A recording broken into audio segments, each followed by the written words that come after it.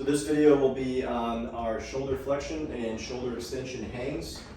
When I'm doing these, or when I have my clients first start with these, I like to be up on a little elevated surface so that I can really set my grip, set my scapula, and then ease off and load some weight into these rather than just having to jump into it with my full body weight. But first one is our pronated or our pull-up grip. We're shrugging up, trying to cover the ears, and then we're looking to pull into that hollow body, that posterior pelvic tilt, and just opening up, finding this shape. This is how we'll be starting our pull-ups, our chin-ups, our hanging leg lifts, anything on the bar will be starting in this shape. Okay, and now if you don't have room to dead hang, it's fine to have a bend in the leg, as long as we can focus on the correct hip positioning. And even here, I can't point straight down without touching the floor, so I am a little piked in my hollow body shape. Okay, so that's fine. Just really try to focus on scapula and then hip positioning. Okay, and then second grip is that supinated or chin-up grip. This is also the grip that we'll be using for our German hangs, our back levers, our skin to cats eventually. And same idea, shrug up, posterior pelvic tilt, lock it in, find that hollow body shape. Okay, this one is a bit harder on the shoulder and on the lat. And then third one for reflection is this eagle hang. Okay, so really take your time with this one, shrug it up.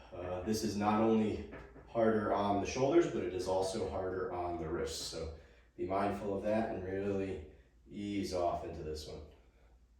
Shift that weight forward, make sure that you're shrugging up, and then pull into that hollow body shape. Okay, and now for this next one, if this is too high, I would really prefer you do this on the rings just because it is much safer, or find something a little higher to step on to get into this position comfortably, because it is very intense on the shoulder, but then also very intense on the elbow and the bicep, and this is kind of the number one area when you're first starting gymnastic strength training that we need to be mindful of. But this is our German hang. We're gonna try to do this with a supinated grip because it has better carryover to later skills, more advanced skills. And then again, keep the weight on this crate, on the floor, on whatever you're elevated on for as long as you need to. And you're gonna be in this position for quite some time, okay? And then what we'll look to do is, if we're on the floor, I'll show you a progression later on the rings where we can go to the tuck, but here on this high box, we're just gonna be stepping off, slowly adding weight into the shoulders, into the bicep, and then eventually hitting this deep German hang, okay? But please, on this one, you're gonna be here for a while. You're gonna be in this one-legged tuck shape for a while. Really take your time, give the elbow, give the bicep time to adapt to that extreme shoulder extension position, okay? And now, if you do have access to rings, this is the way that I would prefer you warm up. One, I do find that they're a bit safer due to the fact that we can adjust the height of the ring to wherever we need. Two, your arm and your shoulder have the ability to rotate, which makes some of the skills later on harder, but for starting, I do find it makes the stretching and the hang positions a little more comfortable.